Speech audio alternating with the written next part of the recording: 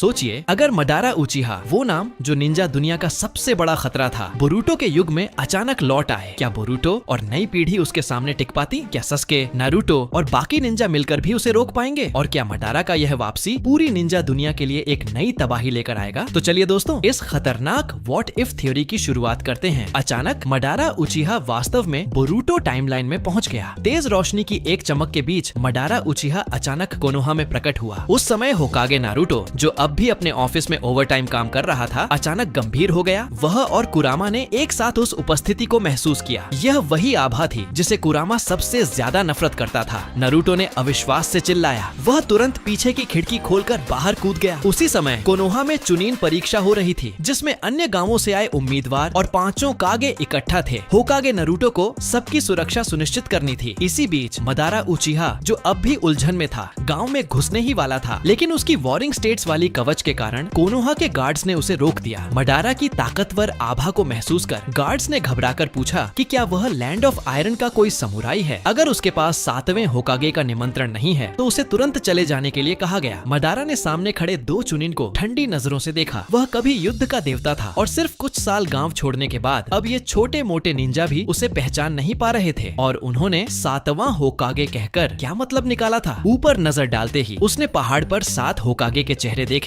मडारा तुरंत हैरान रह गया। उसे याद आया कि वह अभी अभी लड़ रहा था उस सफेद आदमी से जिसके पास लाल फिशिंग रॉड थी। वह उराशिकी था, जो कुरामा को पकड़ने के लिए समय में पीछे जाना चाहता था, लेकिन सस्के और बोरुटो के हस्तक्षेप की वजह से उराशिकी गलती से वॉरिंग स्टेट्स काल में पहुंच गया था। मडारा ने अभी अभी जंगल में कुरामा को पकड़कर सील किया था। उराशिकी ने उससे कुरामा छीनने की कोशिश की। उनकी भीषण लड़ाई में वह खजाने वाला टूल फिर से सक्रिय हो गया और दोनों सुनहरी रोशनी में समा गए। जब मडारा ने आंखें खोली तो उसने खुद को इस युग में पाया। उसने निष्कर्ष निकाला कि वह किसी स्पेस टाइम घटना में फंस गया था। सामने खड़े दोनों गार्ड्स को देखते हुए वह कुछ करने ही वाला था कि अचानक नारुतो उनके बीच प्रकट हो गया। गार्ड्स यह देखकर हैरान और खुश हो गए। नारुतो ने मुस्कुराते हुए उन्हें हट जाने को कहा कि वह खुद संभालेगा। फिर से मडारा उचिहा को देखकर नारुतो के दिमाग में तेजी से विचार दौड़ने लगे। क्या यह वही शख्स नहीं था जो चौथे महान निंजा युद्ध में मर गया था? उसके सामने खड़ा मडारा कोई एडो टेंसाई नहीं था, वह असली शरीर और खून मांस वाला इंसान था। नारुतो ने पूछा, क्या तुम मडारा उचिहा हो?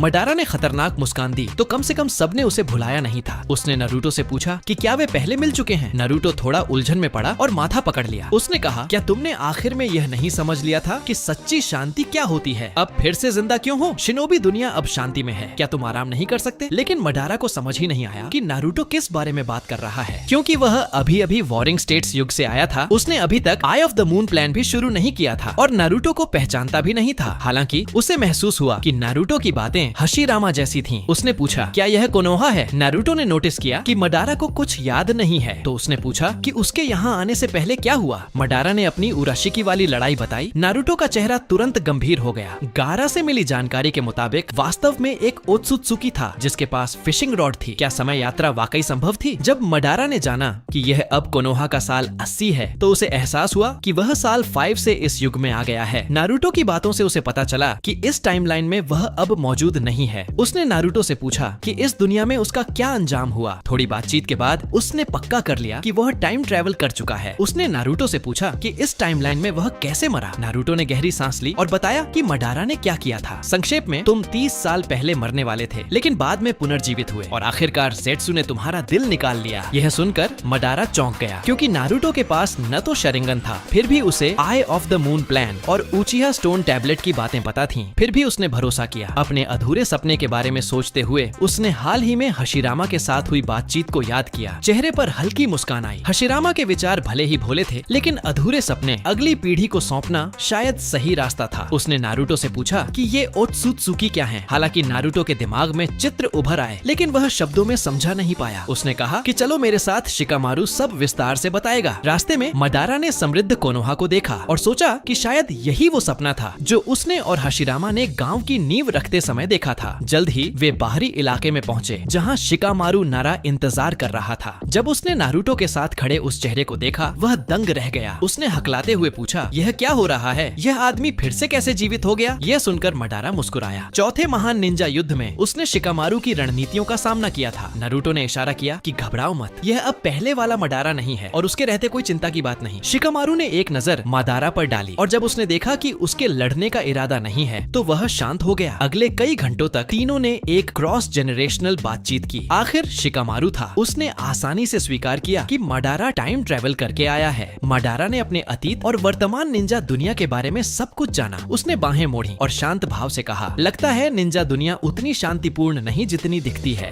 वह क्लान ओत्सुत्सुकी कहलाता है ना? शिकामारू ने सिर हिलाया। सस्के की रिपोर्ट के मुताबिक कुछ दिन पहले जब वह कगुया के आयाम की जांच कर रहा था तो उस पर 2 ओत्सुत्सुकी ने हमला किया। वे दोनों शायद जल्द ही निंजा वर्ल्ड पर आक्रमण करेंगे। यह सुनकर मडारा जोर से हंस पड़ा, सिर्फ उस ओत्सुत्सुकी को याद करके जिसने दशकों तक उसके साथ खिलवाड़ किया और आखिर में उसका दिल निकाल लिया। वह फिर से गुस्से से भर उठा। अब वह आखिरकार खुद लड़ सकता है। उसने कसम खाई कि इस बार वह इस क्लान को खून से कीमत चुकवाएगा। नारुतो भी हल्की मुस्कान देता है। लगता है अब से उन्हें मडारा पर ही भरोसा करना होगा। दिग्गज मडारा के साथ कंधे से कंधा मिलाकर लड़ना उसे वाकई सुरक्षा का एहसास कराता है। लेकिन मडारा जानता है कि उसकी वर्तमान ताकत अभी काफी नहीं है। सबसे पहले उसे और भी बड़ी शक्ति हासिल करनी होगी। वह खड़ा होता है और कहता है, आज की बातचीत यहीं खत्म। वह नारुतो से कहता है कि उसके लिए रहने की जगह ढूंढे और साथ ही उसे आज की सबसे कम उम्र की उचिहा से मिलवाए। अपने अतीत की असफलताओं को देखते हुए मडारा ने तय किया कि इस बार वह अपना सपना अगली पीढ़ी को सौंपने की कोशिश करेगा, जैसा कि हशिरामा ने किया था। और आज की सबसे कम उम्र की उचिहा है सरादा, लेकिन वह अभी चुनिन एग्जाम्स दे रही है। ये नहीं कि नारुतो उसे वहाँ नहीं ले जाना चाहता था, बल्कि उसे डर था कि अगर मडारा अचानक वहाँ प्रकट हो गया तो बाकी चारों कागे शायद डर के मारे घबरा जाएंगे। शिकामारू बेबसी से सुझाव देता है कि ऐसे मौके पर मडारा बस ट्रांसफॉर्मेशन जुत्सु का इस्तेमाल कर सकता है। मडारा ने तिरस्कार भरी नजरों से नारुतो को देखा। ऐसा इंसान होकागे कैसे बन गया? कुछ ही देर बाद तीनों साथ मिलकर चुनिन एग्जाम्स के स्थल पर पहुंचे। मडारा ने नीचे नई पीढ़ी के मैच देखे और अनायास ही भौहें सिकोड़ ली। ये किस तरह का कचरा है? दोस्तों, अगर आपको ये वीडियो पसंद आया हो तो नीचे हाइप बटन दबाना मत भूलो। अगर वीडियो को लाइक और शेयर करना बिल्कुल मत भूलिएगा। और हाँ, पार्ट 2 मिस न हो, इसके लिए चैनल को सब्सक्राइब जरूर कीजिए। आपका प्यार और सपोर्ट ही हमें और भी रोमांचक कहानियां लाने की ताकत देता है। यहीं पर इस वीडियो को खत्म करते हैं। मिलते हैं अगले पार्ट में।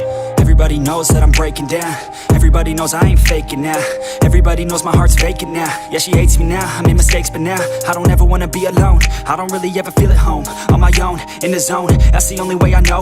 Feeling low, about to blow back up. Here I won't ever let the doubt creep in. Gotta pop a couple more aspirin. I don't think I'll ever let you in. Easier to break it off best friends. I don't really understand myself. I don't really understand, need help. I don't wanna be left on the shelf. Couldn't even hear me if I yelled. It's so cold